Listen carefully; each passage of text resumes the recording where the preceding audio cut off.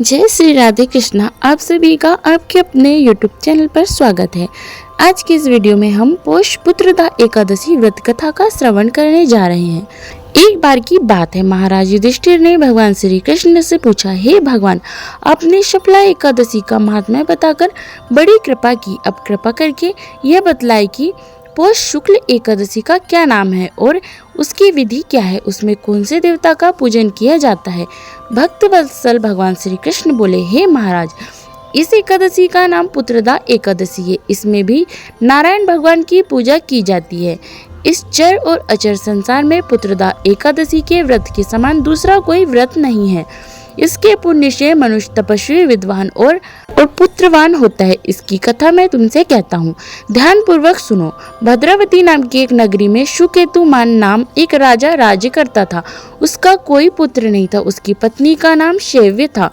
वह निपुत्र होने के कारण सदैव चिंतित रहा करती थी। राजा के पितृ भी रो रो कर पिंड ले लिया करते थे और सोचा करते थे कि इसके बाद हमें कौन पिंड दान करेगा। राजा को भाई बांधव, धन, हाथी, घोड़े, राज्य और मंत्री, इन सब में किसी से संतोष नहीं होता था। वह सदैव ही यह विचार करता कि मेरे मरने के बाद मुझे पिंडदान कौन करेगा। बिना पुत्र के पितरों और देवताओं का ऋण मैं कैसे चुका सकूंगा। जिस घर में पुत्र ना हो उस घर में सदैव अंधेरा ही रहता है। इसलिए पुत्र उत्पत्ति के लिए प्रयत्न करना चाहिए। जिस मनुष्य ने पुत्र का मुख देखा है वह धन्य और उसको इस लोक में यश और परलोक में शांति मिलती है, अर्थात उनके दोनों लोग सुधर जाते हैं।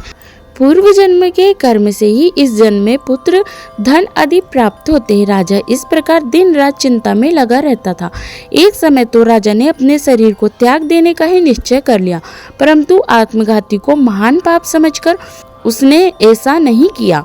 एक दिन राजा ऐसा ही विचार करता हुआ अपने घोड़े पर चढ़कर वन को चल दिया और पक्षियों और वृक्षों को देखने लगा। उसने देखा कि वन में मृग, व्याघ्र, सिंह, बंदर, सर्प आदि सब भ्रमण कर रहे थे। हाथी अपने बच्चों और हाथियों के बीच झूम रहा है। इस वन में तो कहीं गीदड़ अपने कर्कश स्वर में बोल रहे हैं और कहीं उल्लू ध्वनि कर रहे हैं। वन के दृश्य को देखकर राजा सोच विचार करने में लग गया। इस प्रकार उसका आधा दिन बीत गया। वह सोचने लगा कि मैंने कई यज्ञ किए, ब्राह्मणों को स्वादिष्ट भोजन से तृप्त किया, फिर भी मुझको यह दुख प्राप्त क्यों हुआ। राजा प्यास के मारे अत्यंत दुखी हो गया और पानी की तलाश में इधर उधर फिरने लगा। थोड़ी दूर पर राजा ने एक सरोवर देखा कि उस सरोवर में कमल खिल रहे थे और सारस, हंस, मगरमच्छ आदि विहार कर रहे थे। उसी समय राजा के दाहिने अंग फड़कने लगे। राजा ने इसे शुभ सगुन समझा और घोड़े से उतरकर मुनियों को प्रणाम करके बैठ गया। राजा को देखकर मुनियों ने कहा, हे राजन, हम तुमसे अत्यंत प्रसन्न हैं। तुम्हारी क्या इच्छा है, हमसे कहो। मुनियों ने यह भी कहा, राजन, आज संतान देने वाली पुत्रदा एकादशी है। हम लोग विश्वदेव है और इस सरोवर में स्नान करने के लिए यहाँ आए हैं। यह सुनकर राजा ने कहा, महाराज, मेरे भी कोई संतान नहीं है। यदि आप मुझ पर प्रसन्न है तो एक पुत्र होने का वरदान दीजिए। मुनि बोले, हे राजन, आज पुत्रदा एकादशी है। आप अवश्य ही इसका व्रत करें और भगवान की कृपा से आपके घर पुत्र अवश्य होगा।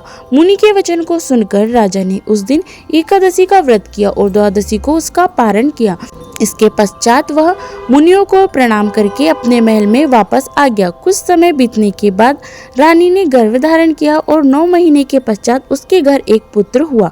वह राजकुमार अत्यंत शूरवीर और यशस्वी हुआ। श्री कृष्ण ने कहा, हे राजन, पुत्र प्राप्ति के लिए पुत्रदा एकादशी का व्रत करना ही चाहिए। जो मनुष्य इस महात्म्य को पढ़ता है, सुनता है, उसे अंत में स्वर्ग की प्राप्ति होती है। तो यह थी पुत्रदा एकादशी व्रत की कथा। तो आशा करती है जानकारी आपको अच्छी लगी होगी। इसी प्रकार से ज्ञानवर्धक जानकारियाँ प्राप्त करते रहने के लिए, व्रत पूजा के बारे में जानने के लिए, कथा सुनने के लिए अगर आप चैनल पर पहली बार आए हैं तो चैनल को लाल बटन दबा करके सब्सक्राइब करें। साथ में बेल आइकन भी प्रेस करें ताकि मेरे आने वाले वीडियो का नोटिफिकेशन आपको समय पर मिलता रहे। जय श्री राधे कृष्णा। धन्यवाद।